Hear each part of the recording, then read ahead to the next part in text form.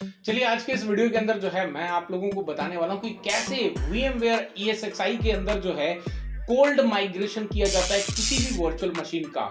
तो यानी कि एक वर्चुअल मशीन एक हाइपरवाइजर के अंदर है, उसको यहां से दूसरे हाइपरवाइजर के अंदर माइग्रेट करना है, लेकिन कंडीशन यहां पर यह है कि ना तो आपके पास में HA कॉन्फ़िगर्ड है, ना ही vMotion जैसा ऐसा कुछ भी कॉन्फ़िगरेशन अवेलेबल नहीं है। तो इस प्रोसेस को बोलते हैं कोल्ड माइग्रेशन। अब कोल्ड माइग्रेशन जो है वो कैसे प्रैक्टिकली परफॉर्म किया जाता है, तो चलिए मैं लेके चलता हूं आपको कंप्यूटर स्क्रीन पे और वहीं चल के जो है इसको समझ लेते हैं। चलिए गाइस, हम आ चुके हैं कंप्यूटर सिस्टम पे। सो यू कैन सी यहाँ पर हमारे पास में दो हाइपरवाइजर्स अवेलेबल हैं VMware के। तो यहाँ पे यू कैन सी हमारे पास में एक 10.85 है और एक 10.86 है, और 10.86 पे हमारे पास में vCenter यहाँ पे अवेलेबल है और vCenter में जो है हमने यहाँ पे लॉगिन भी किया हुआ है। तो अभी जो है हम यहाँ से माइग्रेशन, बेसिकली माइग्रेशन का प्रोसेस क्या होता है, जब हम किसी भी सिस्टम को या एक लोकेशन से दूसरे लोकेशन, एक सर्वर से दूसरे सर्वर, एक प्लेटफॉर्म से दूसरे प्लेटफॉर्म के बीच में जो है ट्रांसफर करते हैं, वो रिसोर्सेज बेसिस पे हो सकता है, वो आपके स्टोरेज बेसिस पे हो सकता है, या फिर हम उसको जो है कंप्लीट एक जगह से दूसरी जगह पे मूव करना चाहते हैं, माइग्रेट करना चाहते हैं। तो ये जो है हम आज जो है अभी यू कैन सी हमारे पास में कोई भी यहाँ पे क्लस्टर वगैरह क्रिएटेड नहीं है, या कोई भी vMotion या हाई अवेलेबिलिटी जैसी ऐसी कोई भी रिक्वायरमेंट कॉन्फ़िगर अवेलेबल नहीं है, कॉन्फ़िगरेशन नहीं है। सो अभी जो है आज हम करने वाले हैं that is cold migration. Cold migration when you do not have the HA या फिर आपके पास में vMotion जैसे कुछ भी इसके अंदर कॉन्फ़िगर्ड नहीं है, तो उसको कहते हैं कोल्ड माइग्रेशन। या राइट। तो चलिए हमारे पास में यहाँ पे दो हाइपरवाइजर हैं 85 और 86। 85 के अंदर हमारे पास में यहाँ पे लिनक्स का CentOS अवेलेबल है। तो अभी ये जो मशीन है पावर ऑफ है, तो आपको जो है अगर कोल्ड माइग्रेशन कर रहे हैं तो डेफिनेटली आप जो है तभी कर पाएंगे जब आपके पास में पावर ऑफ होगा डिवाइस। पावर ऑन जो है वो यहाँ पर इस वक्त में कोल्ड माइग्रेशन के अंदर एक्सेप्टेबल नहीं है। तो चलिए अभी इसको जो है कैसे माइग्रेट करते हैं। तो माइग्रेट करने का सिंपल सा टास्क है, तो आप इस पे राइट क्लिक करेंगे तो यू कैन सी यहाँ पे हमारे पास ऑप्शन है विच इज कॉल्ड माइग्रेट। तो माइग्रेट पे क्लिक करते हैं तो यहाँ पे हमारे पास तीन ऑप्शंस आते हैं। पहला है चेंज कंप्यूट रिसोर्स ओनली, यानी कि आप जो है माइग्रेट करना चाहते हैं अपनी वर्चुअल मशीन को और उसका जो होस्ट एंड क्लस्टर की जो है उसके अंदर कुछ चेंजेस करना चाहते हैं बेस्ड ऑन दी रिसोर्सेज। तो दूसरा है आपका स्टोरेज बेसिस पे, मतलब उसका जो स्टोरेज है वो आप किसी दूसरे पे शिफ्ट करना चाहते हैं और पहले वाले में आपके जो रिसोर्सेज हैं वो आप किसी दूसरी मशीन से जो है वो लेना चाहते हैं। बट हमें दोनों को, यानी कि स्टोरेज प्लस रिसोर्सेज दोनों ही एक लोकेशन से दूसरे लोकेशन पे शिफ्ट करने हैं। तो हम यहाँ पे चेंज करेंगे, क्लिक करेंगे थर्ड ऑप्शन को, change both computer resource and storage, दोनों को करने वाले हैं। तो हम ये सेलेक्ट करेंगे, नेक्स्ट पे क्लिक करते हैं।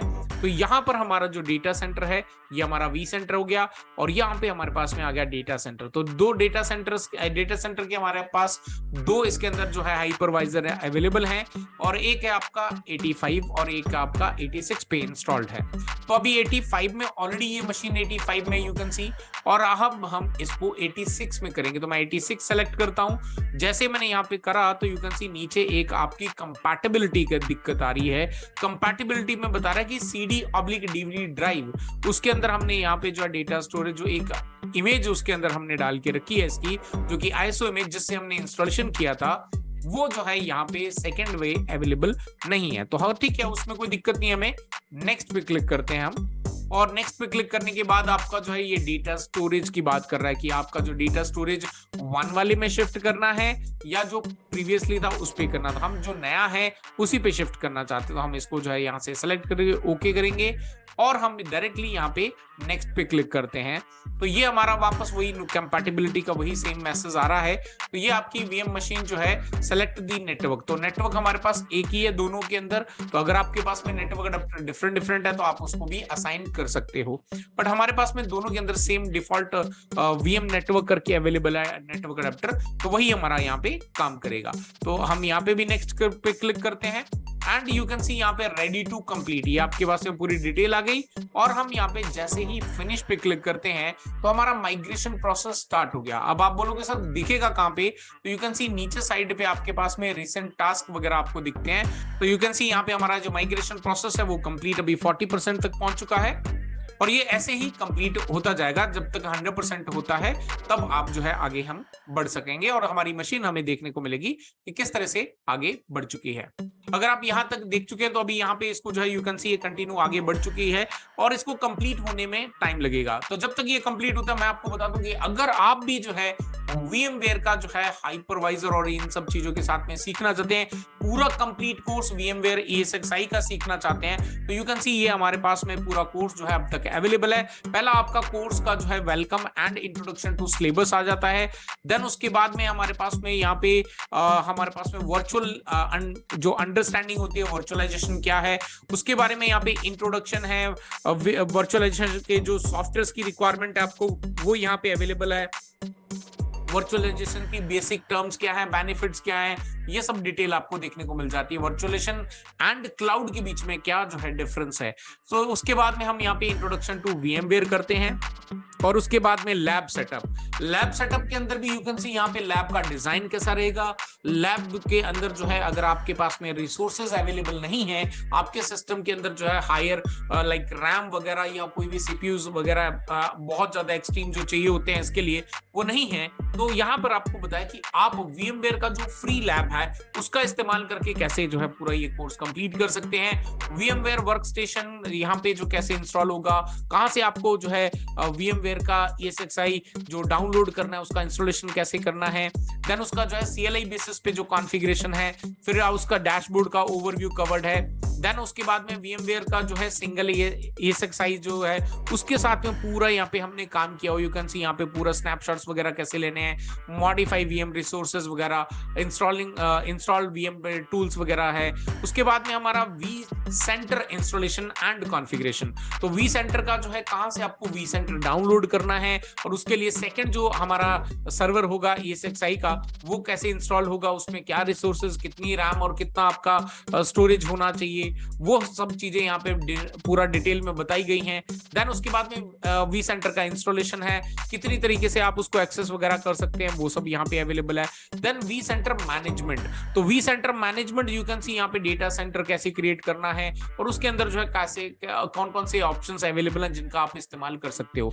यहाँ तक जो है ये कोर्स अभी तक अपडेट हो चुका है और कंटिन्यू ये ऐसे ही अपडेट होते जा रहा है। तो मॉड्यूल्स 7 तक पहुंच चुका है और 8 और 9 और 10, तो 3 मॉड्यूल और बचे हैं। तो अगर आप भी इंटरेस्टेड है और वाकई अपने आप को जो है एक अपनी स्किल को एनहेंस करना चाहते हैं तो आप हमारे कोर्स में एनरोल कर सकते हैं। अब एनरोल कैसे करना है, तो सिंपल सा टास्क है, आपको जाना है tgmacad.com के ऊपर और जैसे ही आप यहाँ पे tgmacad.com पे आएंगे आपको जो है सेल्फ स्टडी में जाना है, बिकॉज अभी ये सिर्फ सेल्फ स्टडी के अंदर अवेलेबल है। क्लाउड पे जाना है, क्लाउड के अंदर आपको मिलेगा VMware ESXi, तो जो कि आपका बेसिक से एडवांस तक पूरी डिटेल इसके अंदर क्या क्या कवर्ड रहेगी, पूरा डिटेल इसके अंदर यू कैन सी यहाँ पर हमारे पास कौन कौन से मॉड्यूल है, क्या क्या कवर्ड रहेगा, वो पूरा डिटेल में यहाँ पे लिखा हुआ है।